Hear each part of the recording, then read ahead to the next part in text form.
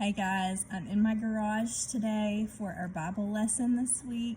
I'm going to try to make it short because we're having people work on our roof today and they may start banging again at any minute. We thought we were done with Joseph, right? But I decided we needed one more time to talk about his story and think about it and read the very, very end of it because it's just so powerful and it speaks to how amazing God is. Okay, so we're going to just hit a few parts of the story here at the end. I'm in the Bible in Genesis 48, and we kind of mentioned this Wednesday in our read aloud. So Jacob is now back with his son Joseph, or Israel is another name for Jacob, if you remember. And Israel saw Joseph's sons. He got to see his grandsons that were Joseph's boys, Ephraim and Manasseh. And in verse 8 of chapter 48, when Israel saw the sons of Joseph, he asked, "Who are these?" "They are the sons God has given me here," Joseph said to his father. Then Israel said, "Bring them to me so I may bless them." Now Israel's eyes were failing because of old age, and he could hardly see. So Israel is very, very old right now. So Joseph brought his sons close to him, and his father kissed them and embraced them. Verse 11, Israel said to Joseph, "I never expected to see your face again, and now God has allowed me to see your children too." That's pretty cool, right? God does these amazing things in our lives too, where maybe we ask for something, and he gives us way more than that. He just gives us more than we ever expected. And if you haven't seen that in your life yet, that's okay, because you're going to. Then skipping down to verse 15 of the same chapter, then he blessed Joseph and said, "May the God before whom my fathers Abraham and Isaac walked, the God who has been my shepherd all my life to this day, the angel who has delivered me from all harm, may he bless these boys. May they be called by my name and the names of my fathers Abraham and Isaac, and may they increase greatly upon the earth." So he gave a blessing. And then in chapter 49, Jacob also blesses his sons, which, remember how many he had? 12, right? And so he goes through each one of them and blesses each of them. Okay, now let's skip to chapter 50. Please read chapter 49 on your own or with your parents if you can, so you can see what happens there. And actually, at the end of chapter 49, verse 29, is when Jacob is finishing his instructions. And then in verse 33, it says, "When Jacob had finished giving instructions to his sons, he drew his feet up into the bed, breathed his last, and was gathered to his people." So he died. Chapter 50, verse 1, Joseph threw himself upon his father and wept over him and kissed him. Then Joseph directed the physicians in his service to embalm his father Israel. So the physicians embalmed him, taking a full 40 days, for that was the time required for embalming. Remember, they're in Egypt, and so they had their own special things that they do when someone dies. And you can learn more about the process that the Egyptians did for embalming on your own too. If you have a book about ancient Egypt, or if your parents can help you look that up, it's pretty interesting. Maybe a little gross for some of us. Okay. And the Egyptians mourned him 70 days. Okay, now, so he's died. The brothers are still here, right? In verse 15, I think it's kind of an interesting part, so let's read that part together. "When Joseph's brothers saw that their father was dead, they said, 'What if Joseph holds a grudge against us and pays us back for all the wrongs we did to him?'" So now they're getting worried, like maybe he was just nice to us to honor our father because, he knew that it would bless our father if he was kind to us.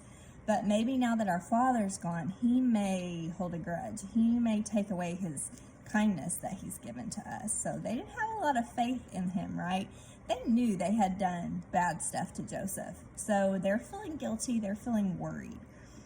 So it says, "They sent word to Joseph saying, 'Your father left these instructions before he died. This is what you are to say to Joseph.'" They're saying this is what their dad told them to say. "This is what you say. I ask you to forgive your brothers the sins and wrongs they committed in treating you so badly. Now, please forgive the sins of the servants of God of your father." When their message came to him, Joseph wept. Wonder why he cried about that. I don't know. Maybe it made him sad that they thought he would go back on his forgiveness that he had already given to them. Maybe it made him sad because he was feeling some of those feelings like, well, now that my father's gone, I'm not going to be as nice to my brother. I don't know. It's an interesting thing to think about, isn't it? Then it says in verse 18, his brothers then came and threw themselves down before him. We've been here before, right? Where they're bowing down to him. We are your slaves, they said. Basically like, we'll do whatever. Just please don't, treat us cruelly. But Joseph said to them, here goes Joseph again, showing God's amazing forgiveness. Joseph said to them, verse 19, don't be afraid. Am I in the place of God? You intended harm to me, but God intended it for good, to accomplish what is now being done, the saving of many lives. So then don't be afraid. I will provide for you and your children. And he reassured them and spoke kindly to them. So once again, they've been forgiven. They've been handed some serious mercy and forgiveness from their brother, right? It just makes me think of God and his forgiveness and how, we might ask for forgiveness for something. Maybe we lied to somebody, to our mom, our dad, our teacher. Maybe we were unkind to a brother or sister and we feel bad about it. We apologize. And hopefully we even confess to God and say, like, God, I'm sorry I did this. Please forgive me. Well, sometimes we keep asking forgiveness for that thing because we can't get over it ourselves. We feel so bad about it. And God is looking at us saying, I haven't changed my mind, right? I forgave you. We're past that. Let's move on, right? So God is amazing with his forgiveness. And we see just a little piece of it here with Joseph and his treatment of his brother. So it's pretty cool, right? Let's just finish out this chapter because this is the very end of Genesis, you guys. We made it all the way through Genesis. Verse 22. Joseph stayed in Egypt along with all his father's family. He lived 110 years and saw the third generation of Ephraim's children. Also the children of Machir, son of Manasseh, were placed at birth on Joseph's knees. Then Joseph said to his brothers, I am about to die, but God will surely come to your aid and take you up out of this land, to the land he promised an oath to Abraham, Isaac, and Jacob. And Joseph made the sons of Israel swear an oath and said, God will surely come to your aid, and then you must carry my bones from this place. So Joseph died at the age of 110, and after they embalmed him, he was placed in a coffin in Egypt. Guess what? That is the very end of Genesis, and now look what begins. Exodus, right? And we all know the Exodus is where the Israelites are slaves in Egypt at that point. And who leads them out of Egypt? God does, but who does he use? Moses, right? So that's where we're going, right? I think that that's a great way to end our full story of Joseph's life. And it's been a long story. We started with his coat of many colors and being thrown in the pit, being sold as a slave, almost being killed by his brothers, the brothers lying.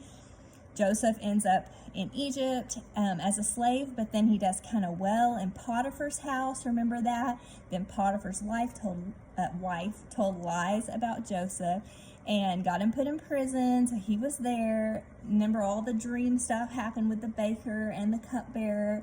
He got taken up out of jail to interpret Pharaoh's dream. Lots of time had passed, right?